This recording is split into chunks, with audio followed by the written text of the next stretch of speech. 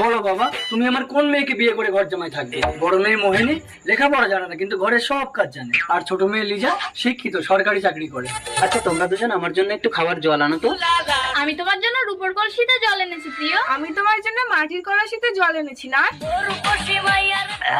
তোমার জল তো গরম লিজা, দেখি তুমি জল পান করাও তো। তোমার মাটির কলসির ঠান্ডা জল খেয়ে আমার প্রাণটা জুড়িয়ে গেল। লিজা কাঁদিস না লিজা, আমি তো মায়ের মতো। মিথ্যে, তুমি পারবে তোমার বরের প্রথম সোহাগ রাতটা আমাকে দিতে? মোহিনী, দেখি লিজা তুমি। প্রিয়, একবারের জন্য অন্তত আমার কাছে এসো। অসম্ভব।